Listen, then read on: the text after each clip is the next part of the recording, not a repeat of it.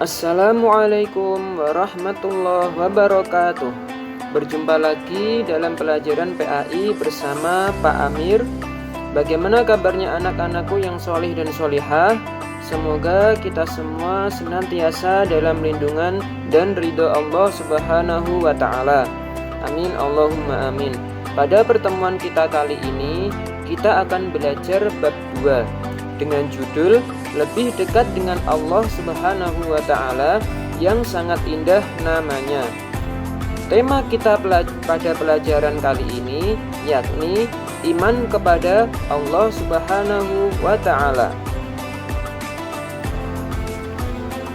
Untuk tujuan pembelajaran kita pada kali ini, setelah kita belajar, anak-anakku diharapkan yang pertama dapat menjelaskan pengertian iman kepada Allah Subhanahu wa Ta'ala, dan yang kedua dapat menyebutkan dalil naqli dan akli iman kepada Allah Subhanahu wa Ta'ala, dan yang terakhir anak-anakku mampu membaca, menghafal dan menuliskan kembali dalil naqli iman kepada Allah Subhanahu wa Ta'ala dengan benar.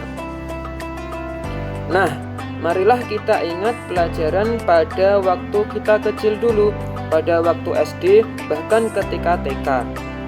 Masih ingatkah kita tentang rukun iman? Ada berapakah rukun iman itu? Ya, benar, rukun iman itu ada 6. Mari kita sebutkan satu persatu. Yang pertama, beriman atau percaya kepada Allah Subhanahu wa Ta'ala. Yang kedua, beriman atau percaya kepada para malaikat Allah. Yang ketiga, beriman atau percaya kepada kitab-kitab Allah. Dan yang keempat, beriman atau percaya kepada para rasul Allah Subhanahu wa Ta'ala. Yang kelima, beriman kepada hari akhir atau hari kiamat. Yang terakhir atau yang keenam, beriman kepada qada dan qadar. Setelah kita belajar tentang rukun iman, lalu apa sih pengertian iman itu sendiri? Menurut bahasa, iman adalah percaya atau membenarkan. Sedangkan menurut istilah, iman berarti meyakini dengan hati, mengikrarkan dengan lisan, dan membuktikannya dengan perbuatan. Seperti ketika seseorang jatuh cinta, dia memantapkannya apa yang dia pilih, memantapkan seseorang yang dia pilih dengan hatinya, lalu menyampaikannya atau mengutarakan rasa cintanya dengan lisannya, lalu membuktikan dengan perbuatan.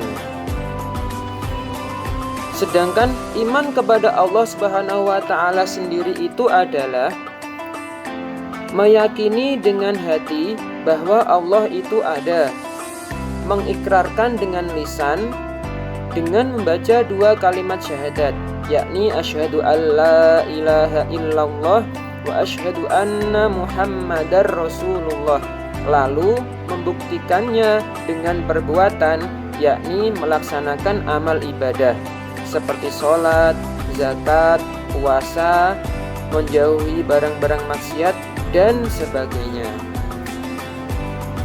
Setelah kita mempelajari tentang iman kepada Allah, lalu kita akan mempelajari tentang pembuktian eksistensi Allah. Apakah Allah itu ada? Allah ada. Allah bereksistensi. Bagaimana cara membuktikannya? Ada 2 jalan untuk membuktikan keberadaan Allah. Yang pertama, menggunakan dalil akli, yakni yang dapat dijangkau oleh akal pikiran kita. Yang kedua, menggunakan dalil naqli, yakni dalil dari ayat Al-Quran atau hadis Nabi Muhammad SAW.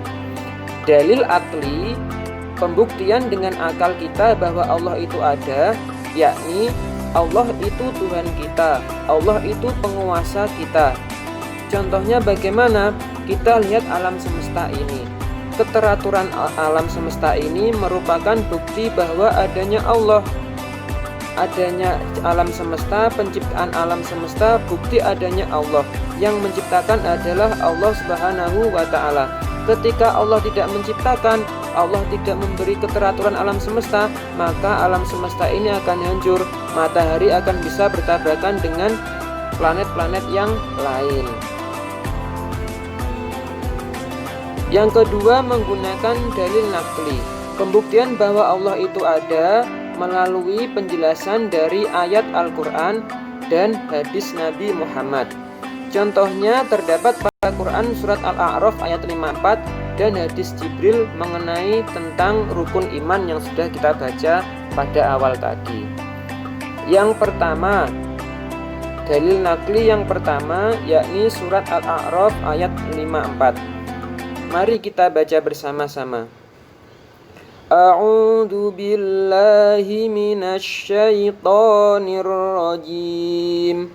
Bismillahirrahmanirrahim.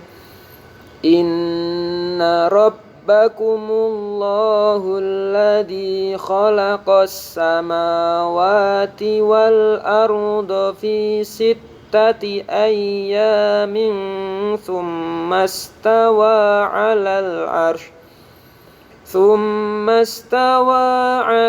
'arsy yughshil laila an-nahara yatlubuhu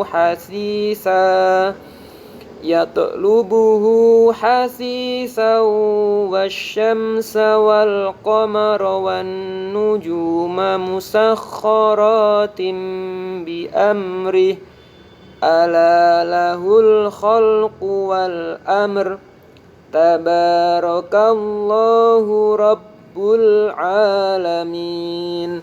Shadaqallahul azim. Artinya, sesungguhnya Rabb kamu ialah Allah yang telah menciptakan langit dan bumi dalam 6 masa. Lalu Allah bersemayam di atas arsy. Allah menutupkan malam kepada siang yang mengikutinya dengan cepat. Dan diciptakannya pula matahari, bulan dan bintang-bintang. Masing-masing tunduk kepada perintahnya. Ingatlah, menciptakan dan memerintahkan hanyalah hak Allah, Maha Suci Allah, Rabb semesta alam. Seperti yang kita tahu bahwa alam semesta ini ada yang menciptakan. Siapa yang menciptakan? Allah Subhanahu wa Ta'ala. Dari mana kita tahu? Yakni dari surat Al-A'raf ayat 54 yang sudah kita baca tadi. Yang kedua, dalil nakli yakni Quran surat Al-Qasas ayat 30. Bismillahirrahmanirrahim. Inni anallahu rabbul alamin. Artinya, hai Musa, sesungguhnya aku adalah Allah, Tuhan semesta alam. Surat Al-Qasas ayat 30. Di sini Allah menjelaskan kepada Nabi Musa bahwa aku, Allah itu Tuhan yang menciptakan alam semesta, yang menguasai dan mengatur alam semesta. Oke, setelah kita belajar tentang dalil nakli dan pengertian iman kepada Allah, untuk tugas hari ini, anak-anakku silakan tulis kembali kedua dalil nakli tersebut, yakni Quran surat Al-A'raf ayat 54 dan potongan Quran surat Al-Qasas lengkap beserta artinya.